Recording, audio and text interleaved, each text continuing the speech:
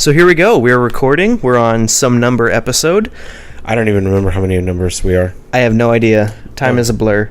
No, we already did episode Annabel. 5. Episode 6? Are we on 6? She's busy stuffing mashed potatoes. Microwave mashed potatoes. Baby, you need to treat yourself better than that. No, she is treating herself. That's the point. You deserve better. You know what you should have done is gone to Church's Chicken and gotten some real good honey butter biscuits. Those are powder. Are we talking about the biscuits? Are they The talking biscuits. about the potato? Oh no, fuck those potatoes. Potatoes are powder. Yeah. Why would you we're on the the topic of potatoes. Why would you suggest something not potatoes? Oh my Jesus Christ. Hi, and welcome to another episode of Too Scared to Sleep. I'm Dylan. And I'm Jake. And Annabel is stuffing her face with mashed potatoes so she can't speak right now. But she's here. Yeah, that's okay though. So, this weekend we went to a paranormal festival and it was awesome. It was real cool, and we finally got to meet up with some people we've been talking to for a while. It was crazy. It was in San Antonio and it was a free event. And if anything is free in San Antonio, that means that every single Mexican is going to show up. And we waited in line 2.5 hours just to get in the door. Y'all did. I showed up late. You showed up late. I thought you were you weren't gonna be able to make it because you had to work. I did have to work, but I said, heck you, work. And then I zip-zoomed on down there. I zip-zoomed. So, yeah, we had a really good time. There were, it was a paranormal fest. It was sponsored by the Curious Twins from San Antonio, and they had paranormal investigators. They had artists and artisans. I'm not sure what the difference between those two things are, but it's okay. It sounds sophisticated, right? When I say both. Tarot card readers. They had a couple of mediums, and it was just really cool, but it was so packed in there. But we were able to connect and say hi in person to Mike Cardenas, who is the president and founder and CEO and head man in charge of the Midnight Paranormal Society. And that was really cool. He was a really nice guy, He's a really nice guy, yeah, because we're a bunch of idiots. Yeah. We really don't know what we're doing. Not a clue. But, yeah, we've talked about it, and we're definitely going to need a hardware upgrade. But once we do that, we're going to have him on our show, and we want to go on a paranormal investigation with him and be scared shitless. What else? Oh, the other cool thing that happened was we found out that there is a haunted saloon and jail not even 30 minutes away from where we sit right now. I know. I'm so excited. We got to talk with the lady who owns it, right? Yes, she does. Yeah, we got to talk to the owner of the saloon. And she was fully on board with us going there and recording stuff. So we're really excited to go do that sometime. Yeah. We also talked to a girl who her family owned the jail. The jail. Yeah. Yeah, in the same area. Yeah, it was right by there. But they do a lot of tours and stuff there also. And she was real cool. She was dressed up as Freddy Krueger. Was that who she was? Yeah. I was trying not to stare. Yeah, it was Freddy Krueger, and that's one of the few times that I have found myself calling Freddy Krueger attractive. I thought you were gonna say I was really sexually aroused by Freddy Krueger. I would not say more than usual. Fair point. Don't lie. Why are you lying right now? I'm not lying right now. I'm just not admitting. No, she was really cool. It was really cool. Both of them were cool. Yeah, the best part about going to a haunted jail and a haunted saloon close by is that the admission fee is very, very affordable. Yes. Because, we'd love to go to the Menger Hotel, or we'd love to go to some of the other places in the area, but they are expensive. They are, so you got to work on saving up. But hopefully that just means that it's worth it. Absolutely. What else went on? What else were you impressed by? Me? Yes. I was impressed by pretty much everything that was there. They had this cool wall of history on haunted toys and dolls and stuff. That's right, the haunted toy exhibit. And they had a couple of the ones that we were familiar with, and then some that we had no idea about. The venue itself was really cool. Like I said, meeting up with Midnight Paranormal was badass. Midnight Paranormal Society. They are my favorite people in the world. They're great. I love that guy. I love Mike. He's hilarious on Facebook. He posts a lot of really funny stuff that I follow through with. Nice. Anyway, But yeah, I was excited to tell people about our podcast and get to, networking, basically. Get some stuff hooked up and ideas for things we could do. I'm really excited for that saloon, haunted saloon tour. We're definitely going to need to make a GoFundMe. Yeah, for sure. Or a Patreon. Okay, get off your phones, assholes, and pay attention to my story.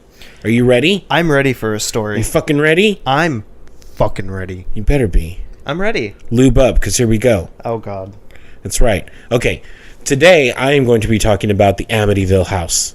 Lit. Which is my favorite thing in the world. Okay, as we go into this, you're going to hear a lot of stuff that you've heard before. I don't give a shit, okay? I'm excited. This is one of the most well-documented haunted houses in the United States. We got books. You got television interviews. You've got movies. Ryan Reynolds. Movies based on movies. And then movies that are deeply inaccurate. And then prequel movies. And then it's crazy. It's insane. But I try to get as much of the actual facts and try to stay as close to the actual story as I could. But just so you know, I mean, it's so well documented. You can be like, oh, I know where that came from. Oh, I've heard that before. Just follow me through. Okay. I'm ready. I'm ready for the ride. Okay. Take me on a journey. There we go.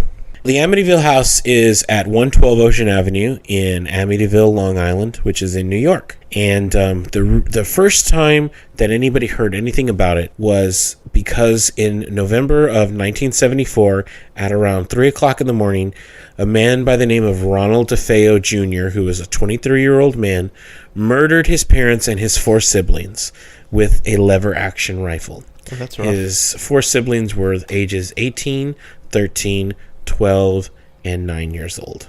Oof. And he went into the house at around 3 o'clock in the morning and shot them all dead in their beds. Now, it's just insane. After that, Ronald DeFeo Jr. washed up, changed clothes, and waited until 6:30 p.m. of the same day. So, 14 hours later? Yeah. He ran to a bar where he used to hang out and said, "You got to help me. I think my mother and father are shot." I don't know. I mean, that's 14 hours before he decided to report it. He tried to suggest that his family had been killed by a mob hitman because he had some family members that were connected to the New York Mafia. Oh, okay. But they took him to the local police station and they started to interview him about any of the details that he had. And, of course, the way that investigations work, the family members are the first people that you're going to suspect. And so as the night progressed and the day progressed, it became apparent that his story did not connect very well. And so the following day, he confessed to carrying out the killings. He was quoted as saying, "Once I started, I just could not stop. It went by so fast." He admitted that he had taken a bath and redressed, and he had discarded evidence like his blood-stained clothes, and they found the rifle, and they found the rifle cartridges, and all this other stuff. So, Ronald DeFeo was put on trial in October of 1975, and initially his lawyers tried to use an insanity defense. And, of course, the lawyers have one psychiatrist or many psychiatrists who are going to evaluate a person to try to strengthen this defense of insanity. But then the prosecution is also going to have psychiatrists that come along and do the same thing. So even though he's tried to say, "Oh, I don't remember exactly what happened. I think maybe I heard some voices trying to tell me that I needed to kill my family," the prosecution's psychiatrist said that even though he had been using heroin and LSD, that he may have had antisocial personality disorder, that he was aware of his actions at the time of the crime because of the fact that he took a shower and hid evidence and went to work as usual. There was a process after killing. It wasn't just, "Oh, I'm going to shoot my whole family," and then, "Oh shit, what did I just do?" Right. Because he we know, waited and he showered and got clean and then came up with a whole story. And absolutely, because we know people who have murdered people like that, and they go along with their lives and they don't realize what they're doing. Like, they walk outside their doors and they go and get the mail and they're covered in blood. They just don't even realize and they don't even realize what they've done. I mean, that's insane. That's an insanity defense. That's going to get you off the hook. Yeah. This one, not so much. No. There's too much coherence. So during the process and afterwards, after the trial, Ronald DeFeo gave a lot of alternate versions and explanations throughout the years to try to get his case thrown out, to try to get his sentence commuted, to try to get his sentence shortened, but none of them ever worked out. None of them ever saw the light of day. So the trial took about a month in November of 1975, he was found guilty of 6 counts of second-degree murder. And at the time, the judge sentenced him to 6 concurrent sentences of 25 years to life. Guys, Ronald DeFeo Jr. was born on September 26th. Today is his 76th birthday. Whoa. Happy birthday! Happy birthday. He is 76 years old today, this guy. Good timing. And he is still in prison for the murder of his family. Oof. Isn't that insane? Yeah. I couldn't believe that. Like, I looked at that and I was like, wait, hold on a second. What day is today? It was insane. But anyway, That's pretty badass. Happy birthday, Ronald DeFeo. Happy birthday. I mean, it'll be past his birthday by the time people hear this. Right, but isn't that insane? That's really cool for Like, right it was now, just yeah. complete coincidence that today we would decide to record, as opposed to yesterday when we were originally going to record. Yeah. Or the day before, But anyway, so the house becomes vacated, the Amityville house, and another family comes along. And these people were the Lutzes. George Lutz and Kathy, who were married and divorced and remarried. And then Kathy's 3 kids. Daniel, who was 9 years old, Christopher, who was 7, and Melissa, who they called Missy, she was 5 years old. And what they talk about, because there's, like I told you, the Lutzes have so many interviews, and of course they wrote a book about it, and then somebody wrote a counter book about it, and all this other stuff. But they interview a lot. The Lutzes have an interview where they talk about the realtor showed them the house, and they really liked it because it was a really nice house. It was very well priced, obviously. Yeah. It had a boathouse, it had a pool, it had everything they wanted to look for on Long Island. But they told him, full disclosure, there was a murder that happened here. But the family they felt like they wanted to try to live there anyway, despite its terrible history. Which I think I would do. Mm-hmm. You think so? Yeah. Now, here's the creepiest part. Okay, Ronald DeFeo gets sentenced in 1975, in December of 1975. They moved in 1975 in December, about the same time. Damn. I know. I mean, there was very little turnaround. There was about 13 months difference between the time that the DeFeo family was murdered and then the Lutzes moved in. Only a year. So one of the first things that they did was, even though they weren't completely religious, Kathy Lutz was raised as a Catholic, and George Lutz had been married to a Catholic woman before. So they decided that they would have a priest come and bless the house when they first got there, especially the bedrooms, of course, where the family was killed. That's a good idea. That was a smart move. Right? Smart move. So in one of the interviews, of course, and it's very famous because it's in all the movies, in every single one of these movies, the priest goes up to this room, and he goes to this one particular room to try to bless the house. And he starts to put his holy water, he sprinkles the holy water, and he starts to pray. And he heard a masculine voice demand that he get out. Oof.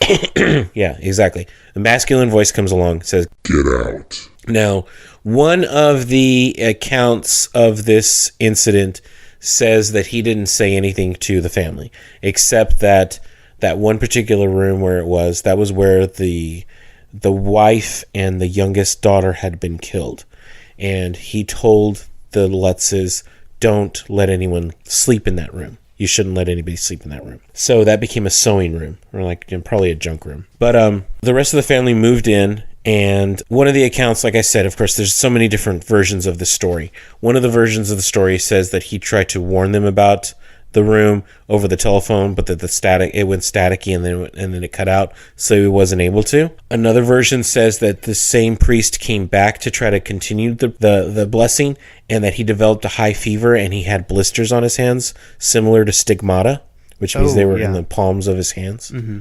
But of course, like I said, take it with a grain of salt, because sometimes it's there in these accounts, sometimes it's not. And you'll understand what I'm saying when I get to the end of it. The strangest part is that George and Kathy experienced very different paranormal experiences in the home. Oh, that's weird. And so did the children. And I'll just go ahead and I'm just gonna hit the high points because we can talk about them as they did. George found himself waking up at 3:15 every morning, and he would go check the boathouse for some reason, like he just felt compelled to. Later on, he would learn that this was estimated that the time the DeFeos were killed was around 3 o'clock in the morning. Even though they were there in December of 1975 in New York, upstate New York, the house was plagued by swarms of flies in different rooms, especially the room where the priest heard the get out.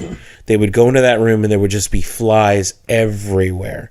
And they would walk out of the room and then they would come back in and the flies were gone. Oh, I don't like that. They didn't know where they were. I don't like that at all. Right? Kathy was having vivid nightmares about the murders and discovered the order in which they occurred and the rooms where they took place because of these nightmares. The Lutz children also began sleeping on their stomachs in the same way that the DeFeo children were found dead in their beds. Oh, not like in that Isn't that horrible? Here's the other thing. Remember, one of the other things was that from the very beginning, George always felt cold in the house. There were cold spots that other people would experience. I don't know why I just got cold myself. But George never could get warm. And that's also in one of the movie accounts, the original Amityville horror movie that has James Brolin and Margot Kidder. Yeah. In that the father becomes like this very deeply obsessed person. And one of the things they always show is that he just sits in front of the fire and he can't get warm no matter how close he is and no matter how much wood that he chops and how much wood he puts into the fireplace. He just never can get warm. That sounds perfect. So that actually happened to him. That's what he would experience. But Kathy would feel the sensation of being embraced in a loving manner by an unseen force at times. I mean, at least it's loving. But I know. Isn't that weird? George discovered a small hidden room about 4x5 behind shelving in the basement. The walls were painted red and the room did not appear on the blueprints of the house. They started calling it the Red Room. And they had a dog, and the dog refused to go anywhere near this red room and cowered anywhere close to it. There were cold spots, like I said, odors of perfume at times, and then odors of excrement in other areas of the house. No, gross. There were no wind drafts. There was no open sewer pipes or anything like that. But you just walked in to a certain spot, and then you'd have that cold spot, or you'd smell like a woman's perfume, like, well, who just walked through here? Or you'd smell like human waste. It was disgusting. Surprise, it's Satan. Mm-hmm. While tending to a fire, George and Kathy saw the image of a demon with half his head blown out, and the image, that demon head image, burned into the soot into the back of the fireplace. Oh, that's spooky. Here's the best part. Are you ready for this? I'm so ready. I was born ready. The 5-year-old daughter, Missy, developed an imaginary friend named Jody, a demonic pig-like creature with glowing red eyes. No. Yes. Oh, my God. And she would sit and talk and play with Jody. Now, here's the creepiest part. And I remember this part because one of the Lutz boys has the oldest son has a documentary, and it's on Hulu right now. It's called My Amityville Horror. And I know of it. He talks all about his experiences. And that's why no matter what anybody tells me, some of it's got to be true, because this guy gets on screen and he talks about it, and I don't think he's lying about it at all. But he talks about how George Lutz was his stepfather and how he just became obsessed with the house, and he became obsessed and almost possessed by it. And there were times when George seemed to be possessed and would act very differently from his own regular personality. Yeah, from his usual self. Right. So Daniel Lutz talks about how one night they were having an argument. They were having paranormal activity in the house, and that the boathouse had a garage door, and the garage door was just slamming up and down and up and down and up and down and up and down. Bad too. So they ran outside. Daniel ran outside. Kathy and George ran outside to try to get the door to stop. And when they looked up into the window, Missy was standing at a bedroom window looking out at them, and the demon pig was standing behind her. Oh, fuck that. Right? Oh, shit. So they run as fast as they can back into the house to try to see what the fuck is going on in this room, and they find that Missy is fast asleep in her bed. The demon pig is nowhere to be found, but that the small rocking chair in her room is rocking back and forth, all on its own. Bitch, what the fuck? I know. Oh my God, Annabelle's I don't know. Covering her face with her shirt. I know. The Jesus. hairs on my arms are standing up. Holy The hair from my beard is standing up. Isn't that the scariest shit? I got goosebumps. Oh Why my would you God. stay? I don't give a fuck. I would be gone so fast. Oh my God. That would be it for me. Sorry, demon pig. I'm gone. I'd be so curious to see what happened if I stayed, though. Oh, well. Oh my God. And I'm so excited to see what happens. And again, like I said, George had it the worst. George would wake up to the sound of the front door slamming. He'd go downstairs. Door's not open. Dog's fast asleep on the hearth. Nothing. He would hear what he thought was like music coming from like a clock radio. He would hear noises from downstairs. He realized at some point that he bore a strong resemblance to Ronald DeFeo Jr. and began drinking at the same bar where Ronnie used to hang out. Oh, no. One time when they were closing Missy's window, Kathy was there and she was like, "Who opened your window?" And she's like, "Oh, Jody went out that window." And she's like, "Well, you need to close that window because it's really cold in your room." And when she closed the window, the glowing red eyes were right on the other side of the window. Son of a bitch. Right? Oh my god, that's so spooky. One time when Kathy was in bed, she started getting red welts on her chest, just out of nowhere. One time, George Lutz woke up and he turned over and Kathy was levitating 2 feet above the bed in her sleep. No. They reported that locks, doors, and windows in the house were damaged by unseen force, like they were just ripped off their hinges. The locks were bent and stuff like that.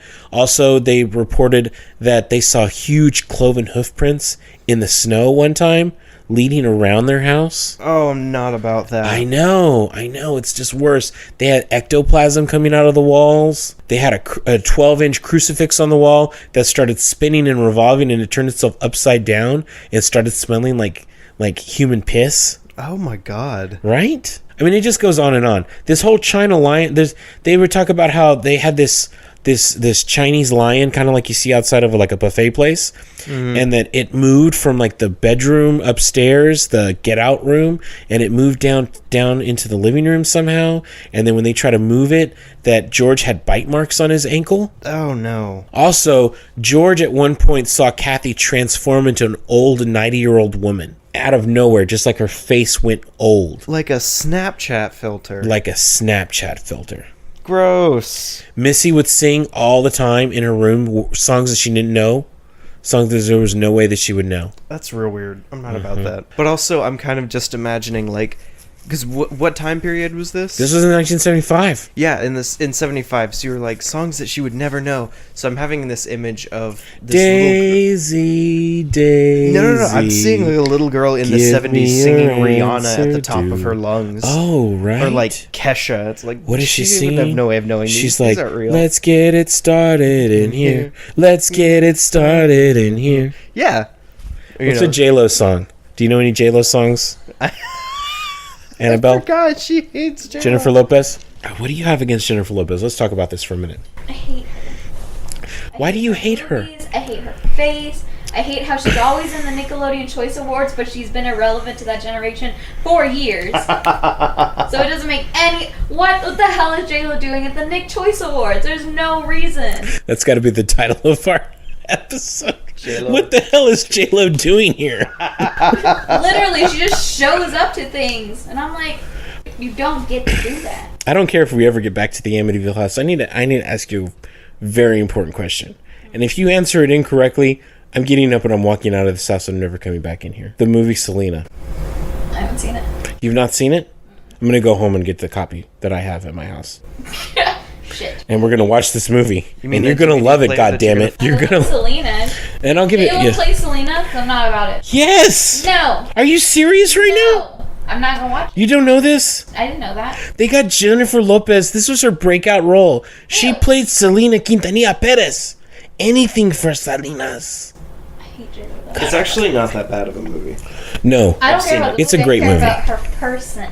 Oh my Gross. god. I don't like her. Oh my god. What did Jennifer Lopez ever do to you? Her in my face. Oh my god. Alright, forget you. Yeah, whatever. I'll cut out her name. The way you feel about J.Lo is the way I feel about one of our coworkers. I have a lot of coworkers I feel like that about. 2 of them are sitting right here. That's right. Back to the Lutzes. By the time January 1976 comes around, they try to perform another blessing in the house. They reported that they held a silver crucifix and tried to recite the Lord's Prayer, and that they heard a chorus of voices telling them, "Will you stop?" Oh my god. Mid-January 1976, they had an experience one night that they still don't talk about, none of them talk about, that was so frightening that they didn't even pack any of their stuff. They left in the middle of the night and never went back to the house. Jesus, but they didn't talk about it? They never So we talked don't know about what it. happened? We don't know what happened. God damn it. Not even Danny Lutz talks about it. God damn now, it. He changed, and if I remember correctly, because I haven't seen that documentary in probably over a year now, but I think he changed his name because that was one of the things. He's deeply resentful of his stepfather, George Lutz. And one of the things that he talks about was that when his mom and his stepdad got married, he says that he was forced to take his stepfather's name. So he didn't like that. I don't know. Okay, so back to the my Amityville horror documentary, which is just so good. Danny Lutz talks about how he feels like all of the deeply sinister paranormal activity was centered around his stepfather, George. He talks about how he saw his stepfather possessed.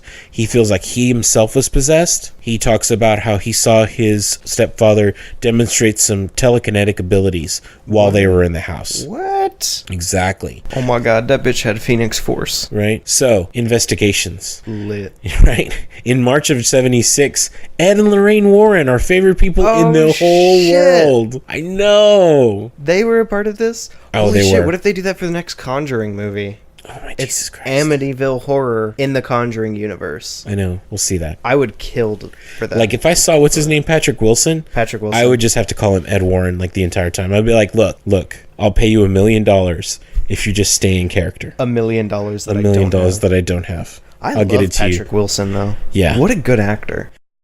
So they went with a team of paranormal investigators through the house in 1976 in March. And one of the things that they saw, you've got to see it. Pull it up.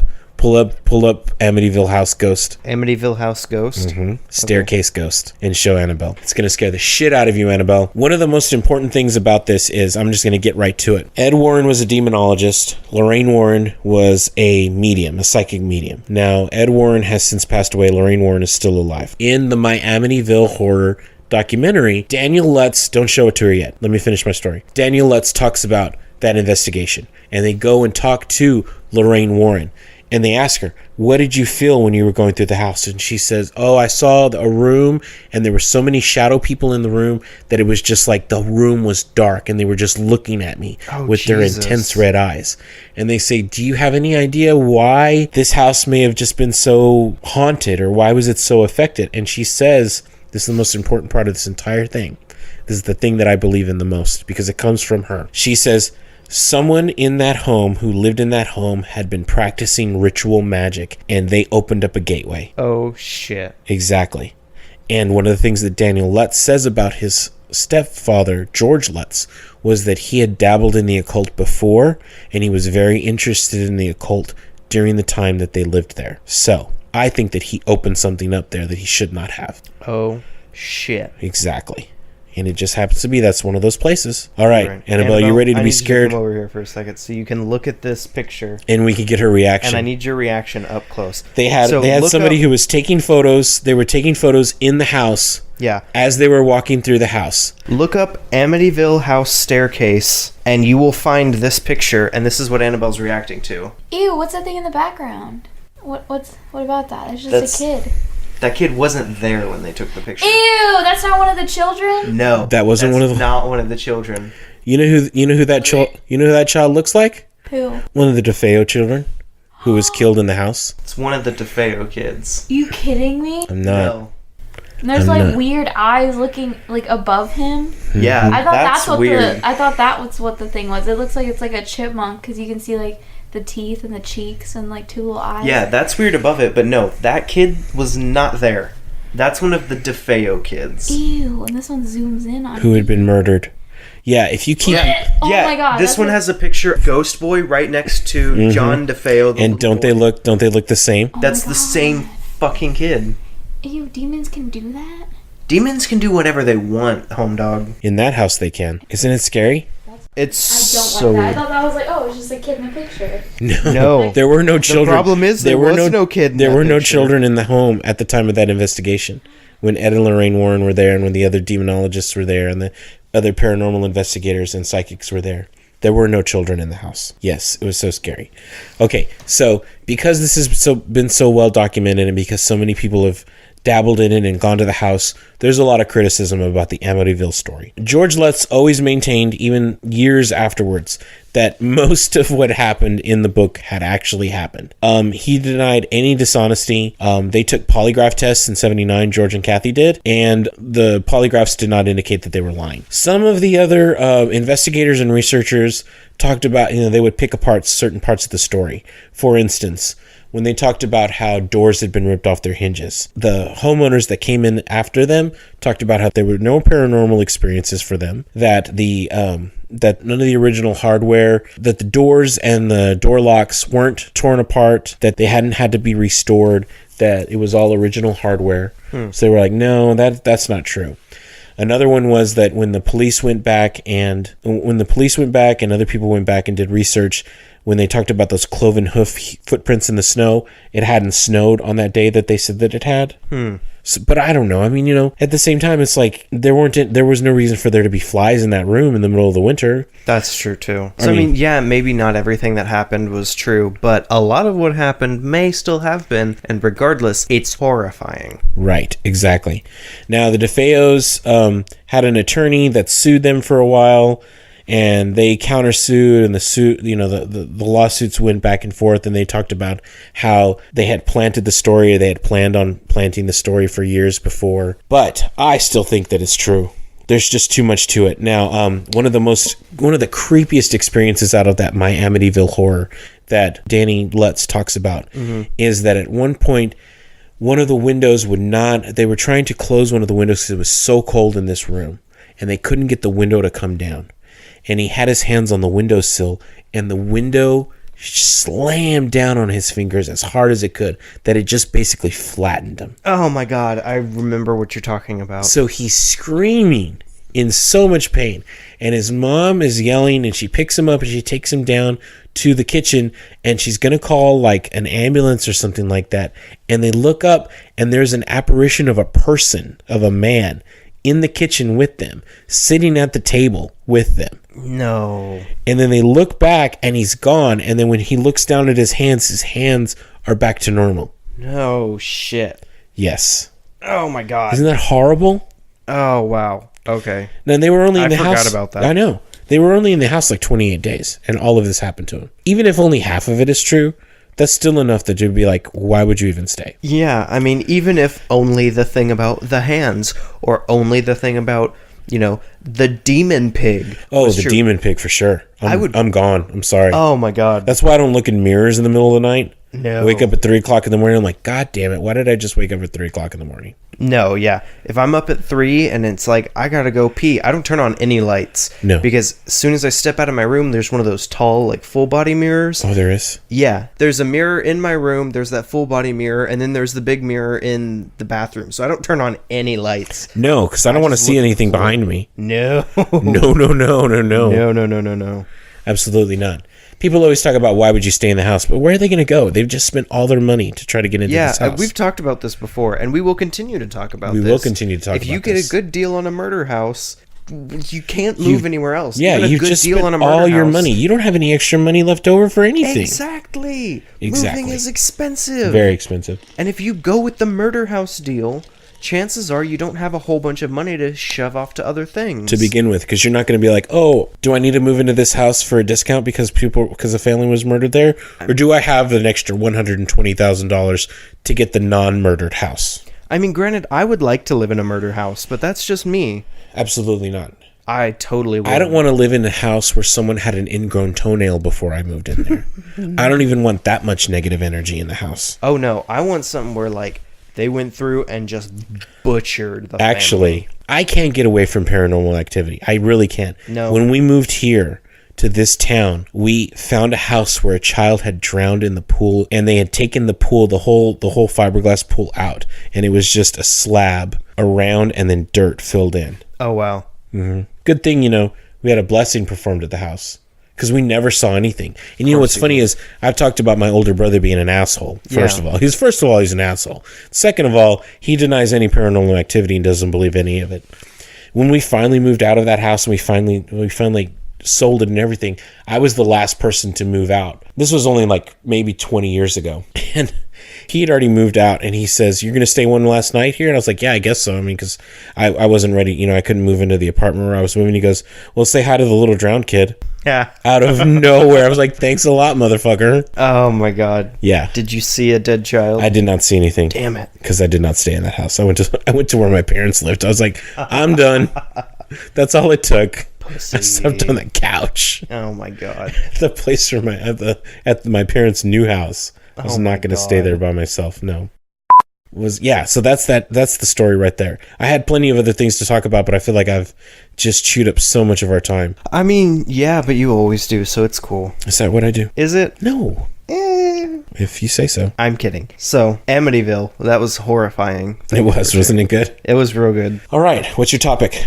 So, this one, I think everybody is in for a treat. I'm going to premise this by saying there's not a whole lot of history on this place, just because you can't find a whole lot of history. That's okay. But I'm going to talk about the Jefferson Hotel in Jefferson, Texas. Oh my God, yes. Spoiler alert, this is the hotel where I stayed with a group of friends and had some experiences.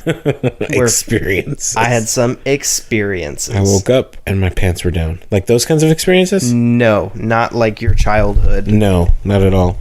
Yeah, no. But we're talking about Jefferson, the historic Jefferson Hotel The in historically Jefferson, Texas. extremely haunted Jefferson Hotel. The entire town of Jefferson is rumored to be haunted because that whole town is all like antique stuff. There's modern things that have been built like around the outskirts of Like, it. do they have a Sonic? Do they have a have Walmart? No, they don't have Sonic or Walmart. The closest thing they have to those, or at least not like there, Wait, this is Texas. Do they have a Dairy Queen? not near there. Jesus Christ, that is really just primitive. It's a 6.5 hour drive from here to there. Okay. And it is out in the middle of nowhere. It's kind of close to Louisiana. Like, we saw signs for Shreveport and stuff like that. Got it. But it is northeast, Yeah. East Texas. If you want to get to Louisiana, yeah, you need to move northeast from where we are. Yeah, I'm smart. Anyway, it's in northeast Texas. So the town itself is super old and super haunted, but the hotel, the one that we're focusing on right now, was originally, of course, built on an ancient Indian site. Is that true or not? No, that's... Everybody likes to talk about Indian burial grounds, but I need to see some. No, I'm just No, kidding. this is true. It was built on a Cato Indian Reserve, which was a bunch of different Indian tribes that had gotten together. It's kind of like a peaceful area for them. Like Wakanda. Like Wakanda. There you go. Wakanda, forever. All right. We're Okay. such dorks. Anyway, so that's where they started with the building. And in 1851, when it started, it was a cotton warehouse. Then it evolved in the 1870s. It turned into a restaurant. Fun fact, the restaurant is still there and active. You get to see that when you go in. It was a restaurant and a laundromat downstairs, and then the upstairs was a brothel. Of course it was. Of course it was. And it was like right at the turn of the 1900s, it went from being a brothel into turning into a hotel. The laundromat and the restaurant stayed downstairs, but the upstairs was now a hotel. When it became a hotel, it also had like a club area set in. It was called the Crystal Palace, and it was really popular in the 1920s, the Roaring Twenties. Crystal Palace. Got it. Crystal Palace. The town itself was really popular as a steamboat town. People would pass through on the river that's near there and stop in there, you know, to stay, to party, to get jiggy with it, as the kids would say. Get jiggy with it. In the hotel, there are for sure 7 ghosts that have been seen very frequently, but supposedly each room has its own ghost, save for like 1 or 2. Jesus Christ. Yes. So, one of the ghosts, her name is Elizabeth. She is a bride. She was pregnant at the time, really early 1900s or late 1800s. Right. She was a pregnant bride-to-be, so she was engaged. She was staying in a room, and she got a message that her fiancé was not going to show up to the wedding, that he left. Right. So she hanged herself from the headboard. Oh, my Lord Jesus Christ. Yeah. And it sounds weird because when we think of headboards now, they're like, you know, maybe 3 or 4 feet. They're not that tall. But these headboards, this one was over 12 feet tall. So she was able to completely hang herself. Fun fact, that headboard is now in room 19, and it's the original one. It's for real still there. So you can stay in this room. Yeah, you can stay in this room, can and you can sleep in the bed frame that has the headboard. And when we went in there, because the rooms we rented were room 19, which is the most haunted, and room 17, because that was the one, another one close to it. Hold on a second. Hold on. Why would you willingly stay in that room, Dylan? I wanted to so bad. Oh, Lord. I don't think I could ever... I think that I would be able to go with you, but I think... is there any other hotel in this place? I would rather sleep in the car. There was... I will sleep in the car, my Black Swan Inn friend. or something near it. Is there a campground? There are campgrounds, yeah. Because I'll sleep on the ground in a lean-to tent before I stay in room 19. It's apparently very common for people to leave their room and then end up sleeping in the lobby in like the couches and stuff that they have downstairs because they get too scared. Too scared to sleep, Too scared to sleep. You right. Oh my. I wonder if anybody's so morbid that they smush in that room. Okay, given the opportunity, I 100% would. So anyway, room 19, that headboard is still in there. And it's really creepy because the headboard, it's like right up against a wall, but the headboard leans away from the wall, you know, like something would if you were to put a heavy weight on it. Right. And, you know, like a hang a 100-pound woman. Yeah. So that's weird. The headboard itself is beautiful. It's super nice. And you showed me a picture of it. Yeah, I did. I've got some pictures. I should probably post those. You probably should. Yeah. So that was one of them. Her name was Elizabeth, the one that hanged herself there. Got it. In 1912, there was another bride-to-be. Her name was Lydia, and she hanged herself from a chandelier when she was also stood up by her fiancé. So this is just a popular place for bride-to-bees to kill themselves. What is wrong with these guys that they're doing this to people? I don't know, but if you're ever like Annabel, if you guys ever get married and he says, hey, we should stay at the Jefferson Hotel, don't trust it. Don't trust that man. Don't trust that man's. Don't do it. Don't go there. So there was another woman, and I don't remember if she was... We're on woman number 3? We're on woman number 3. I don't remember if she was a bride or not, but she was just a woman. She was in room 19, of course. She was in the bathtub, and she tried to kill herself. She tried to do this by slitting her throat and stabbing herself in the chest. No. When she did it, though, she missed where she tried to hit. Oh, man. So she cut her throat to where she couldn't talk or make any noise, and she stabbed herself, but it wasn't in the right spot. She spent 2 days in that bathtub, bleeding out, unable to move or call for help or anything. That's horrific. 2 whole days bleeding out in a bathtub, not being able to do anything. And that was in room 19. And then you, being the dumb piece of shit you are, stayed in that room. Yes. That's a great idea. That's a spectacular idea. And now I'm in the same room with you.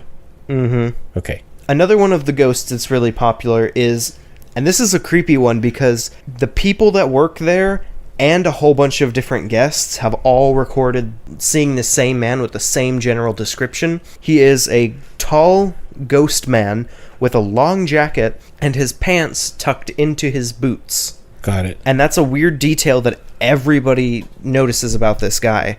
And he will wander around the hallways, and if you go to follow him and like turn a corner or something, he'll vanish. Right. So, and that's something we've heard in other popular podcasts, is where the ghost does not follow the current floor plan of a building. yeah, they follow the floor plan that they died in. Right. So like when you see ghosts that walk through walls and stuff, it's just because they're following the path that they knew when they were alive. Right. It might be an echo. Yeah. But this guy, if you follow him, he just vanishes or just won't show up. So I don't know if it's him like going through walls. I'm sure he probably does because he's a ghost and he can do whatever he wants. He can do that if he wants to. Exactly. Pants tucked into his boots. I like that.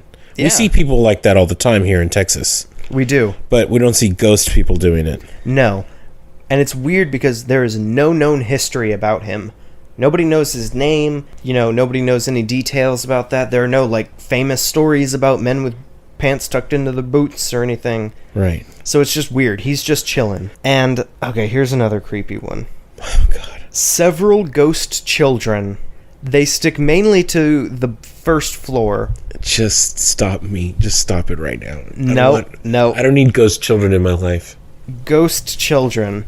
They like to play pranks on people. They like to hide objects, switch lights on and off. I'm not going to be able to sleep tonight. Like if you want them to be off, I can't sleep. I can't sleep. This is it. That's the point. That's the point of the podcast. Oh God. So you know what I'm going to do? I'm going to go to Planet Fitness and I'm just going to stay on a treadmill all night because I won't be able to sleep. Go at 3 a.m. and then watch all the lights flicker. Because I have children. I have children in my house who like to get up in the middle of the night and walk around. And do weird children and shit. And the stupid fucking cats, too. That's true. Hashtag relatable memes. Exactly. Anyway, so there are ghost children, and they'll like to play around with things. There have been some people that have brought toys for the kids to play with, and you'll see the toys moving around like the children are playing with the toys. In the same room you're in? No, not in room 19. They stick to the lower floors. Room 19 is the second story. Okay, so we could take like a Jack in the Box. Yeah, God, that would be horrifying. Jack in the Boxes are horrifying as it is. Yeah, they're creepy as hell anyway.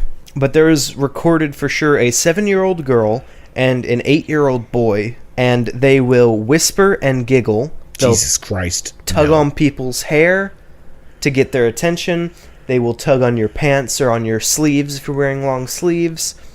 They will mess with the lights, so they'll turn things on and off. They'll move doors around. They'll play with toys if they're brought them. But if you yell at the kids, or if you basically tell them to stop. Yeah, if you tell them to stop, they'll stop and they'll fix whatever they did. So like if you turn the lights off and they turn it on and you say, okay, you need to stop, the lights will turn back to what you wanted them to be, and they'll quit. That's even scarier than anything else, is that they respond. They respond. Yes, they undo what they did. I'm not sure I'm going to be a very good paranormal investigator because this scares the shit out of me. Good. This is perfect. Okay, so something that I got to look through when I was there, and I was really excited to look through it. It's a series of binders that they just refer to as the Book of Dead, or the Book of the Dead, where people will write in or type up their experiences that they had, and they'll give it to the front desk. Front desk will laminate it, and they put all of these together. So it's actual, like... Why is this not online? I don't know, but it's from the guests and from the employees. And sometimes they have pictures that they put in, too. Stop it right now. No, I'm not kidding. And we got to flip through them, and we got to read some of them and see some of the pictures, and it was the coolest thing. There was like 4 or 5 binders. And I mean, most of them were full. We didn't go through all of them, but we read through a bunch of them. So, looking through their experiences, and I'm going to talk about what happened to me at the very end of this, because I want to save my stuff for the end. I really am very keyed up right now. Good. So, reading through their experiences, some of the really popular things are when you go to take a shower, the mirror, there's writing in steam. What does the writing say? Get out. Oh, God damn it. Also says help. Sometimes. Stop it with the help. The help. What happens if you wipe it off and there's someone behind you in the shower? Oh my Jesus, God. mother of God. Geez, what the hell's wrong with you? This is where my mind goes. This is why I can't sleep. I know. Okay, no, but here's one of the weirdest fucking parts about this is there are people that have recorded where, usually you take a shower, the mirror fogs up, and then like somebody moved their finger through the fog to write help or get out. The creepiest one I've heard was when nothing on the mirror fogs up except the word help. Oh no. So the rest of the mirror is totally clear and help is in fog on the mirror. That's even worse. Yeah. Oh my God, it's real weird. Another one that was pretty popular was another little girl, but different than the ones downstairs. Got it. This one, there have been people that have woken up and had her sitting on their bed. Stop it. At the foot of their bed. Stop it. Just stop. One of the stories in there was that this guy woke up and there was a little girl sitting on the foot of his bed. She said her name was Sarah. It was her birthday. Shut your goddamn mouth. And she faded away right in front of him. Shut your goddamn mouth. Yeah, dude. No. Other really common things are feeling like you're getting touched or talked to in the middle of the night. People will feel the bed move as if somebody's sitting on it or walking near you. Mm-hmm. People hear orchestra music that will come from empty rooms. The smell of cigar smoke is really popular, even though smoking is not allowed in there. Okay. You can smoke in the back porch area, but like all the doors have to be closed so that you can't get it in there. Faucets will turn on and off. The ghost children are really common. Creaking floors and steps. Phantom figures or phantom people that will walk around, or like shadow figures that will sit on the bed.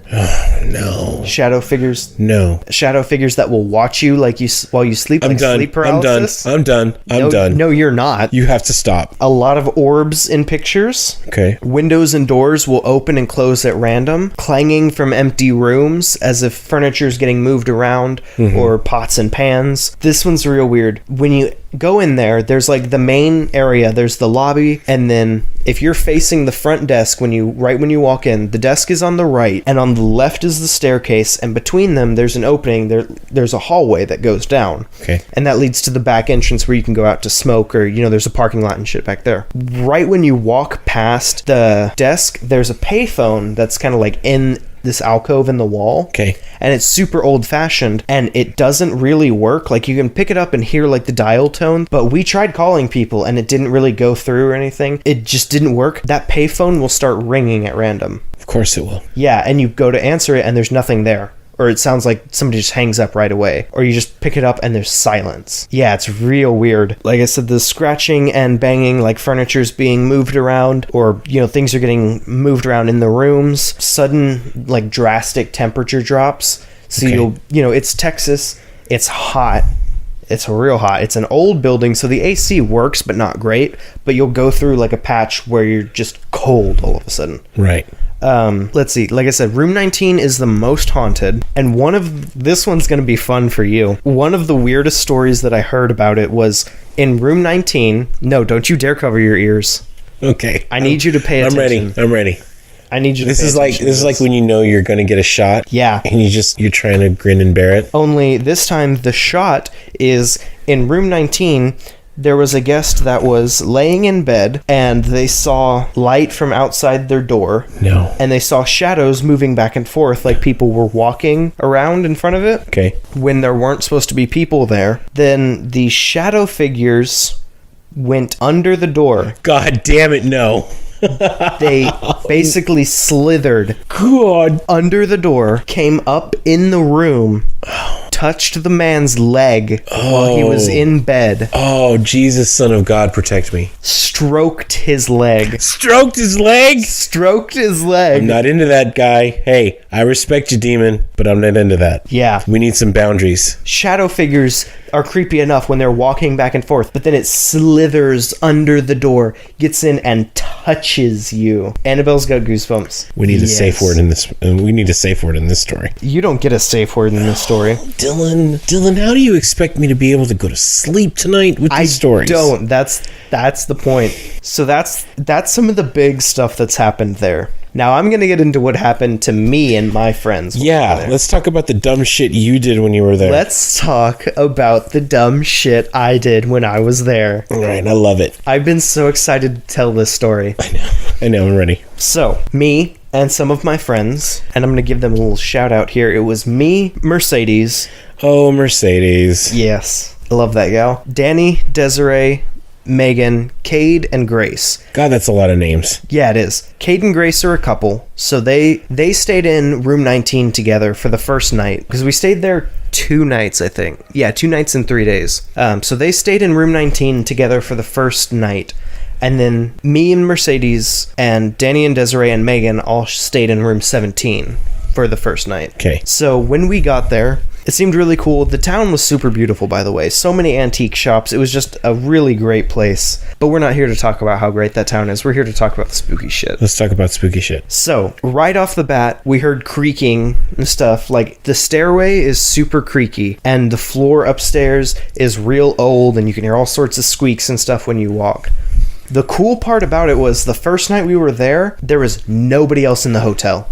It was only us. Even front desk, they were like, yeah, we don't have anybody else scheduled to be here tonight, so I'm going to go. And the manager left at like 2 or 3. Just locked you in. No, she gave us the door codes so we can get in and out. Oh, that's right. But yeah, she pieced the fuck out. That's like the second act of a slasher movie. You're right, it is. That really is. All right, so we got there. First night, we saw when we had the door closed, there was the light out in the hallway.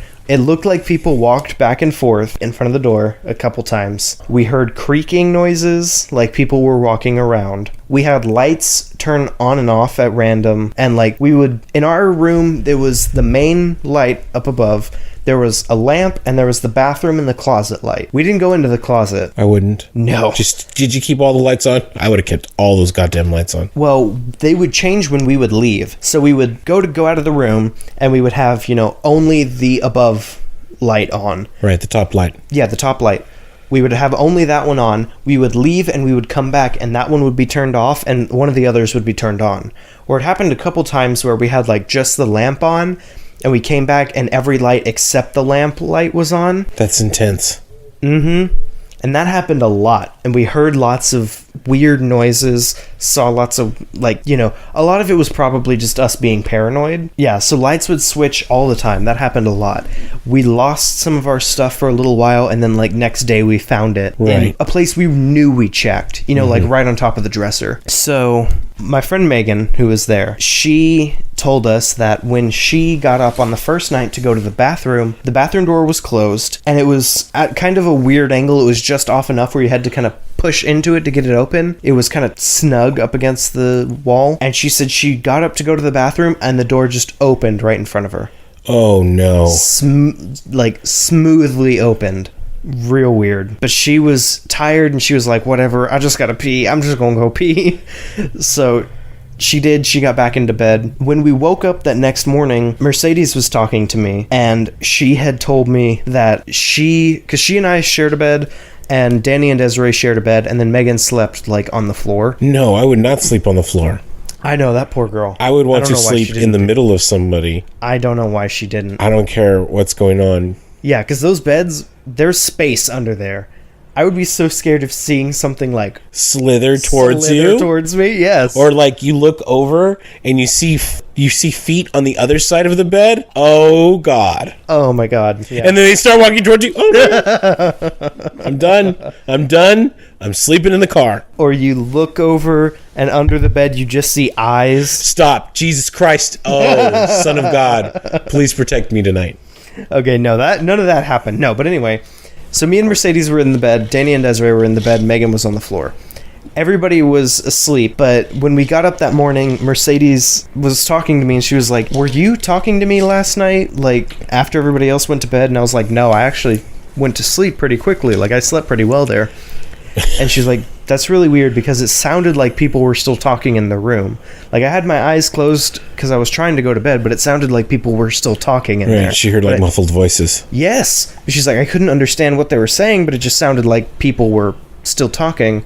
I was like, no, dude, I wasn't for sure. And she's like, it sounded real close to me. Oh, Jesus. I was like, oh boy, that's super cool. So that next day, we went out and did our usual stuff, but we went down into the lobby and we read through some of the books, and the manager was going through their lost and found and just getting rid of stuff. Okay. She offered us some stuff. She gave us, apparently some people last year bought an actual tape recorder with a tall microphone and a brand new tape inside and a brand new tape outside of it. So there were two tapes in this recorder, and she offered it to us. So we took it, and we thought, hey, this would be cool. Let's set it up in room 19. So we got it put up in there. We tested it real quick just to make sure that it would record our voices. It did. It worked fine. We set it up in there. We left to go watch a movie. We came back, and we listened through the tape. In the tape, it was totally quiet in the beginning. The only thing you could hear was the background AC noise. Got it. Then there were a couple times when all sound would stop.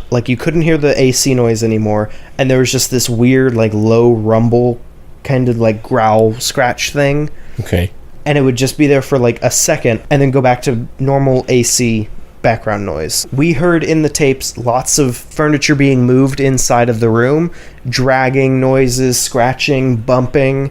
We heard footsteps, all sorts of really weird stuff, but it was all little things. And that where all the sound stopped except for that weird low rumble happened a couple times, and those were real fast. That was weird. That was pretty spooky. But of course, we thought, not spooky enough. Right. Let's double down on this. Let's go balls deep into the spook factor. So I went out to my truck And I grabbed my trusty Ouija board. A used Ouija board. A used Ouija board. I've used it at my school, which was also haunted. So we brought the Ouija board in at night.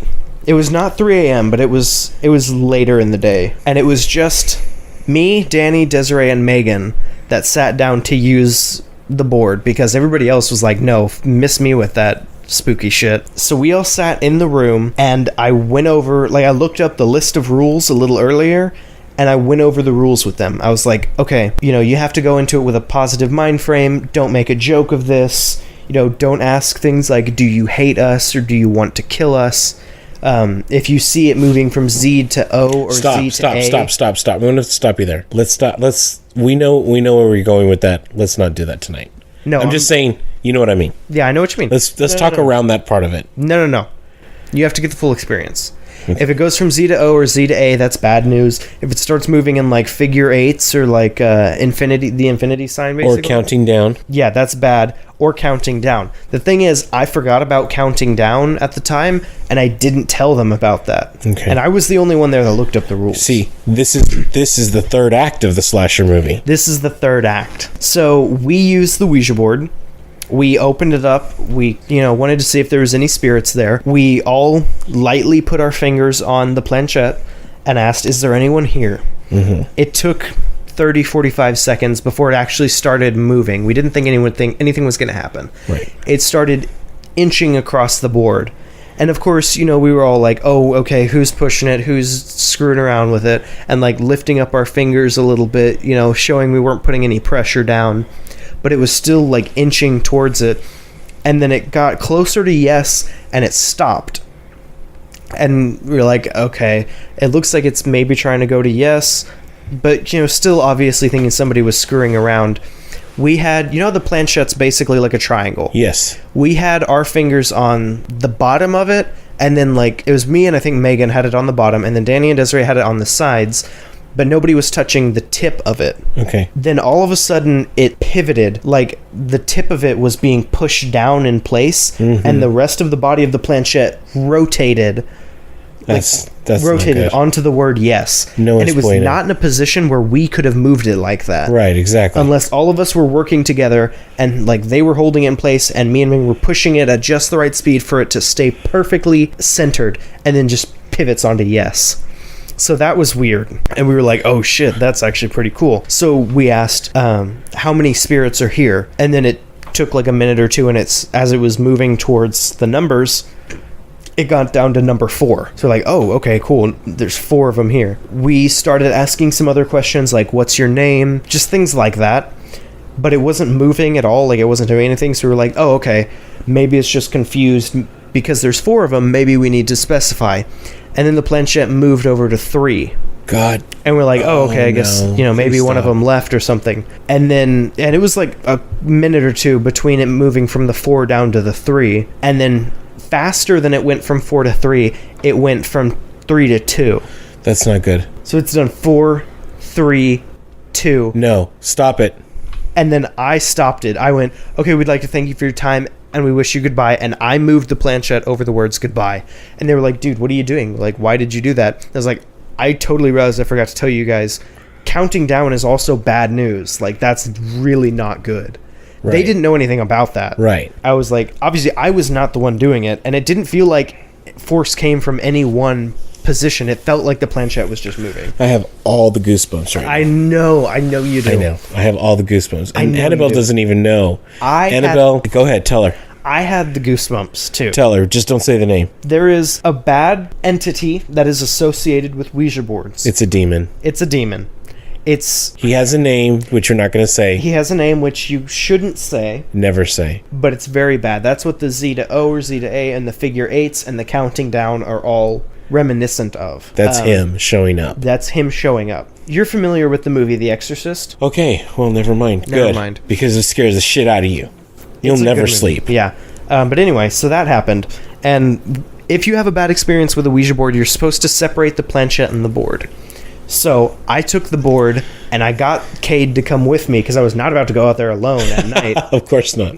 And we went down there and we threw the board out in the dumpster. I took the planchette, I put it in my backpack, and I threw that away back when I got home. Right. So that went into my home trash can. They were as far apart as I could make them. Exactly. So after that, we were like, oh man, that was so cool. We were kind of talking and coming down off the spook high. Right. And they were like, hey guys, we've got another tape on this tape recorder. Why don't we see if we can talk to anything? So we all got into room 19. We sat in a circle and we set the tape up. We turned off all the lights except for the lamp. Oh my God.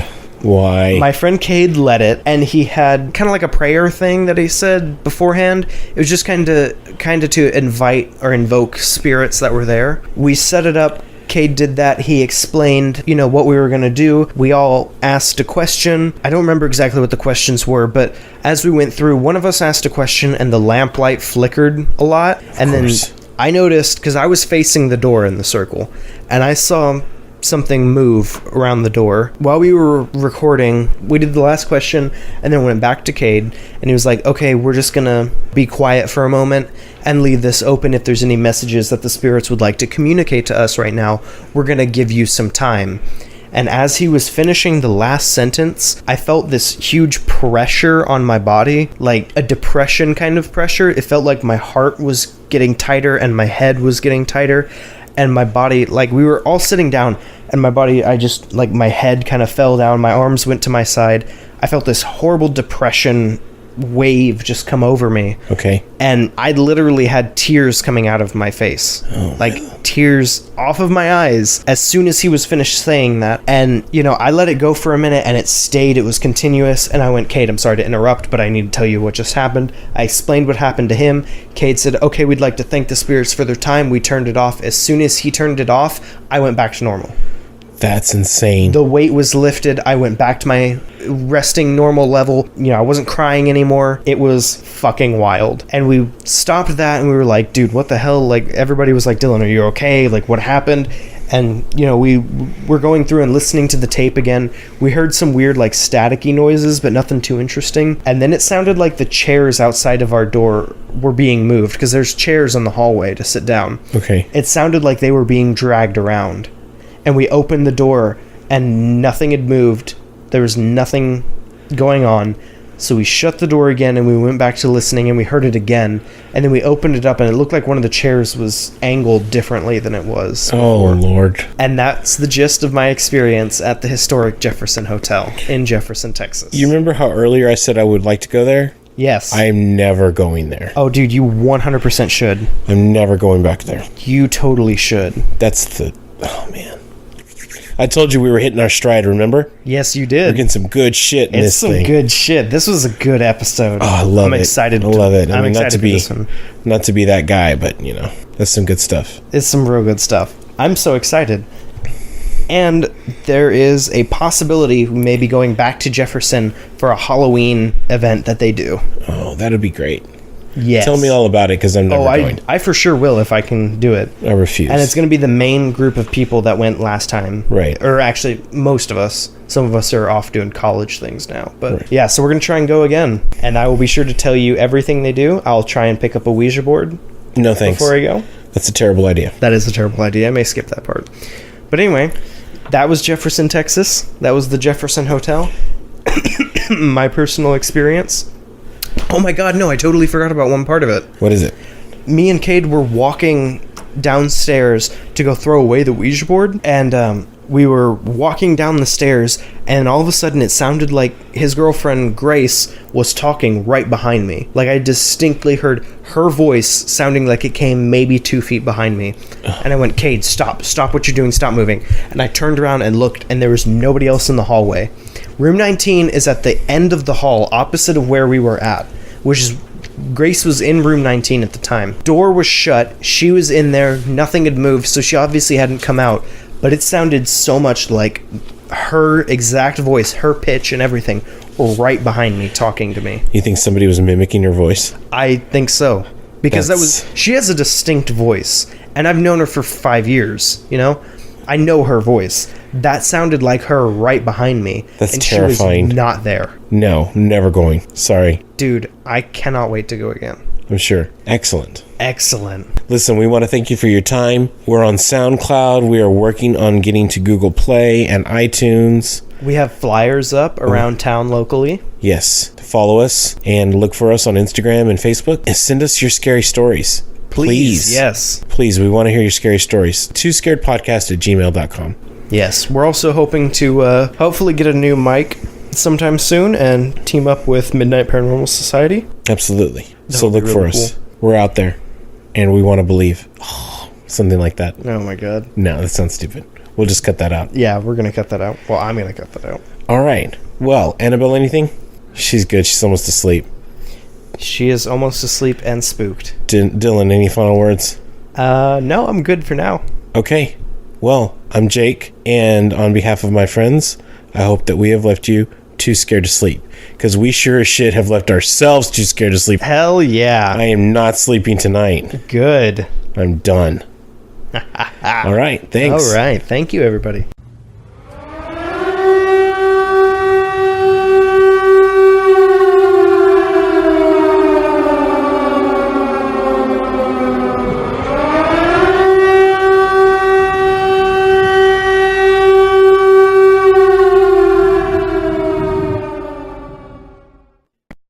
Or Patreon. I don't know what we're going to give away. I mean, like nudes and things like that. Oh my god, no. One of those shows. One of those cam shows. Oh my Not that I God. know anything about that. Yeah. Annabelle's making a face. This is why you need a microphone. So that we can hear you throw up. Exactly. There you go. There you go, Annabelle. Just scream everything. That way we can hear everything. We're so funny. Whip. Dylan, I think you would make a great cam girl. I agree. Yes. Dude, this dramatic ass hair flip. Oh, it's all because in of my your face. hair. That's right. I know. Rock me, Yes. sexy Jesus. Oh my god, yes. Oh, you know what it could do be? the Jesus. What we need. Why didn't I think about this? We could raffle off tickets for a date with Post Malone, and then surprise, it's only Dylan. Son of a bitch. It's just me, but Wouldn't with that be Sharpied on hilarious? versions of the tattoo. We could do the Sharpie tattoos. I Sharpie tattoo my kids all the time. It's hilarious. Anyway, we might as well stop. I feel like we just banter because I'm thinking to myself, this will make the outtakes. This will Yeah. make the outtakes. And it's like only. So you have to see your whole naked body. I'm not naked. Oh, Don't okay. make it weird. No, but I have to walk past that. You sleep in the nude when you're at my house. Oh, shut up.